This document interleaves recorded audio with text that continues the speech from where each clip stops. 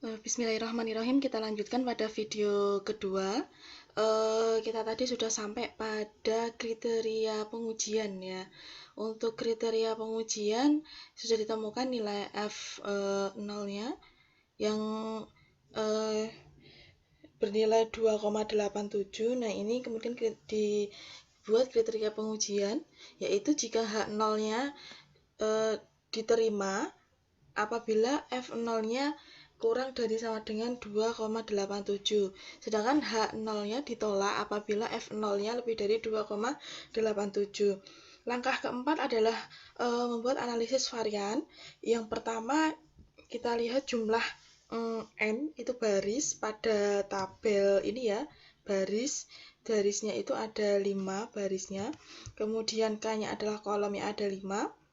Kemudian pada baris pertama itu anggotanya ada 5, baris kedua 5, baris ketiga, baris keempat, baris kelima masing-masing 5, dan jumlah sampel seluruhnya 5 kali 5 itu 25. Selanjutnya untuk total yang pertama di sini, totalnya yang di bawah ini adalah 26, 39, 20, 14, dan 33.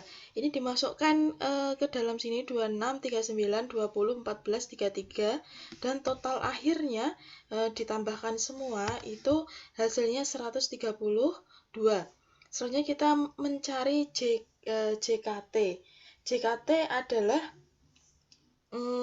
jumlah kuadrat total berarti semuanya anggota dalam tabel ini 5, 9, 3 sampai 4, 7 itu dikuadratkan. 5 kuadrat tambah 4 kuadrat tambah 8 kuadrat tambah sampai tambah 7 kuadrat sampai 7 kuadrat yang akhir ini ya, yang anggota dari E. Nah, kemudian setelah itu dikurangi dari totalnya tadi 132 kuadrat dibagi jumlah total sampelnya ada 25. Nah, hasil akhirnya adalah 137,04. Selanjutnya mencari JKK. JKK adalah jumlah kuadrat kolom. Jumlah kuadrat kolomnya 26. Ini tadi dari T ya. T-nya dimasukkan T1 kuadrat tambah T2 kuadrat tambah T3 kuadrat sampai T5 kuadrat. 26 kuadrat tambah 39 kuadrat tambah 20 kuadrat tambah 14 kuadrat tambah 33 kuadrat dibagi 5. 5 tadi jumlah pada kolomnya. Kemudian dikurangi totalnya 132 dikuadratkan dibagi jumlah total dari sampelnya. Hasil akhirnya adalah 79,44. Kemudian kita mencari JKE. JKE itu jumlah kuadrat errornya, itu pengurangan dari JKT, jumlah kuadrat total, dikurangi dengan JKK, jumlah kuadrat kolom. Jumlah kuadrat totalnya adalah 137 dikurangi 137,04 dikurangi JKK, jumlah kuadrat kolomnya adalah 79,44. Kemudian hasil dari JKE adalah 57,6. Nah, hasil penghitungan ini, analisis varian itu, kita masukkan ke dalam sebuah tabel yang bernama tabel ANOVA, Analysis of Variance. Nah, ini tabelnya ini dibikin seperti ini, rumus terkait ini. Nah, kita bikin di tabelnya SV itu adalah sumber varians, ada rata-rata kolom, error, dan total. Nah, JK adalah jumlah kuadrat, kemudian DB itu derajat bebas, kemudian RK rata-rata kuadrat, dan yang terakhir adalah F0-nya, yang ini untuk menentukan pengujian hipotesisnya. Nah, kita masukkan untuk JKK, berarti JKK kan ini kolom, jumlah kuadrat kolom 70, JKK-nya 79,44 dari sini. Kemudian untuk JKE jumlah kuadrat error 57,6. Kemudian JKT jumlah kuadrat totalnya adalah 137,04. Kemudian untuk derajat bebasnya Untuk dB-nya, derajat bebasnya, yang pertama adalah 4 ini hasil dari rumus ini ya. Derajat bebas yang untuk rata-rata kolom itu K-1, kolom -1. Kemudian untuk derajat bebas yang bagian errornya adalah K kali N-1. Kemudian kita kembali ke sini. dB untuk rata-rata kolom itu 4, hasil dari K-1 kolomnya di sini ada 5 -1. 5 kurangi 1 di sini 4. Kemudian untuk derajat bebas pada error itu K kali N-1. K-nya 5, N-nya barisnya adalah 5 -1 4. Berarti 5 kali 4 20. Kemudian untuk yang derajat bebas pada total itu adalah N kali K-1, N-nya N-nya itu 5 kali K 5, berarti 25 min 1. 25 kurangi 1 itu 24. Selanjutnya adalah rata-rata kuadrat. Rata-rata kuadrat yang pertama itu rumusnya adalah JKK. JKK kita tahu di sini 79,44 JKK ya. JKK per K-1. JKK dibagi K-1, K-nya adalah kolomnya itu 5, dikurangi 1, 4. Berarti JKK itu ini 79,44 dibagi 4. 79,44 dibagi 4 hasilnya ini 19,86. Kemudian untuk selanjutnya yang RK pada error rata-rata kuadrat yang ini hasil dari pembagian antara JKE jumlah kuadrat error 57,6 dibagi dengan derajat bebasnya 20. Hasilnya 2,88. Jadi RK ini pembagian dari JK sebelah sini dibagi DB. Ini juga RK sini pembagian dari JK sebelah sini dibagi DB. Hasilnya 2,88. Kemudian F0-nya nilainya ini bisa 6,90. Ini hasil pembagian dari 19,86 dibagi 2,88. Hasilnya 6,90. Kemudian langkah terakhir atau langkah kelima itu kesimpulan.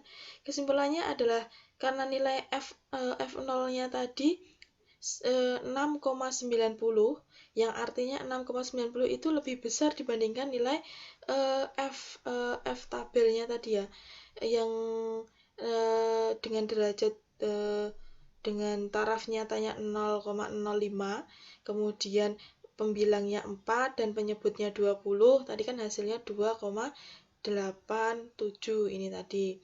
Nah, 6,90 itu lebih besar dibandingkan 2,87, maka HO ditolak. HO ditolak ini ya, kriteria pengujian itu HO ditolak jika nilai F0-nya itu lebih dari 2,87. Nah, berarti ini HO-nya ditolak. Jadi artinya apa? Bahwa rata-rata lamanya tablet obat sakit kepala tadi mengurangi rasa sakit itu tidak sama untuk kelima jenis tablet sakit kepala. Jadi kelima-limanya memiliki rata-rata lama dalam mengurangi rasa sakit itu tidak sama. Selanjutnya kita beralih pada pengujian hipotesis dengan Chi kuadrat. Jadi distribusi Chi kuadrat itu merupakan satu distribusi dengan variabel random continue.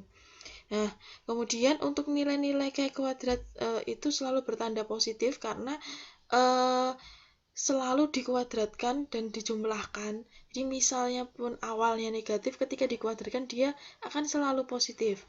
Kemudian distribusi Chi kuadrat dalam pengujian hipotesis biasanya digunakan untuk mengetahui perbedaan antara frekuensi pengamatan yang kita temukan, frekuensi yang kita temukan dalam soal, kita temukan dalam kenyataan di lapangan, dan frekuensi yang diharapkan atau frekuensi yang ada pada teori. Karena kan biasanya kalau penelitian itu dilakukan karena ada kesenjangan antara yang di lapangan dengan yang di buku atau yang di teori, ada perbedaan gitu. Kemudian contoh soalnya adalah seorang pengusaha berpendapat bahwa persentase barang produknya yang rusak selama 4 kali produksi adalah sama. Dia pendapatnya adalah sama, berarti hipotesisnya dia mengajukan hipotesis bahwa persentase barang produksi yang rusak itu sama selama 4 kali dia melakukan produksi. Nah, tarafnya ada 5%. Nah, kita ditugaskan untuk menguji apakah hipotesis yang diutarakan oleh pengusaha tersebut benar. Kemudian kita tabelnya untuk datanya seperti ini. Pada pada produksi yang pertama itu yang rusak 14, tidak rusaknya 90. Kemudian produksi yang kedua yang rusak 17, yang tidak rusak 107. Produksi yang ketiga yang rusak 8, yang tidak rusak 76. Produksi yang terakhir keempat itu yang rusak 2, yang tidak rusak 21. Ini jumlah dari setiap ini ya, yang rusak jumlah totalnya adalah 41, yang tidak rusak 294. Kemudian formulasi hipotesisnya adalah H0 ini sesuai dengan soal atau sesuai dengan hipotesis yang diajukan oleh pengusaha. H0-nya itu pada produksi pertama itu jumlah barang yang rusak persentasenya sama dengan pada produksi kedua, produksi ketiga, dan produksi keempat. Sedangkan H1 atau H alternatifnya atau lawan dari HO-nya adalah bahwa persentase barang yang rusak pada produksi pertama, kedua, ketiga, dan keempat itu tidak sama. Nah, taraf nyata keyakinannya pada nilai dan nilai K kuadratnya untuk taraf nyatanya 5% itu 0,05 dengan derajat bebasnya 4 kurangi 1. Derajat bebasnya 4-nya itu adalah 4 kali produksi dikurangi 1 sama dengan 3. Kemudian nilai K kuadratnya adalah sininya 0,05 ini taraf nyatanya, dan dalam kurungnya ini hasil dari derajat bebas ya, dengan K kuadrat dengan tingkat nyata 5% dan derajat bebasnya adalah 3, itu hasilnya 7,815. Ini dari tabel, kita lihat tabelnya. Nah, tabelnya adalah ini distribusi K kuadrat. Tadi kan taraf nyatanya 0,05 dan DB-nya 3. Kita tarik garis merah ketemu 7,8147 dibulatkan jadi 7,815. Oke. Kemudian untuk kriteria pengujiannya, HO-nya diterima jika K kuadratnya itu lebih kecil sama dengan 7,815. Kemudian HO-nya ditolak apabila K kuadratnya itu lebih besar dari 7,815. Nah, uji statistiknya ini dari masing-masing baris tadi ya. Nah, di sini ada 41, bisa dibuka ininya tabelnya 41. Nah, kemudian oke, ini adalah jumlah barang yang rusak, ini tidak rusak, dan ini jumlah barang total. Ini jumlah barang pada produksi pertama, kedua, produksi ketiga, produksi keempat. Kemudian barangnya ada, kita kasih simbol 1 itu untuk yang rusak, 2 itu yang tidak rusak. Kemudian produksinya 1, 2, 3, ada 4 kali produksi. Kemudian di sini ada rumusnya untuk mencari EIJ adalah total baris kali total kolom dibagi total pengamatan. Yang E1 berarti kan barang yang rusak pada produksi pertama itu 41 kali 104 bagi 335 atau total produksinya sama dengan 12,73. Begitu juga dengan E12, E13, E14. Berarti kalau E1 itu diawali jumlah barang yang rusaknya. Kemudian untuk E2-nya berarti dia jumlah barang yang tidak rusak. Itu selalu diawali 294. Ini jumlah barang yang tidak rusak, gitu ya. Kemudian kita masukkan ke tabel 14, 17 dan sebagainya dari nilai hitungan di kolom tadi. Terus kemudian ini nilai hitungan dari rumus ini tadi. Kemudian ini pengurangan dari 14 kurangi 12,73. Kemudian ini rumusnya ada di atasnya, dan kesimpulannya adalah di sini nilai dari Chi kuadratnya 1,25 yang dia adalah lebih kecil dari 7,8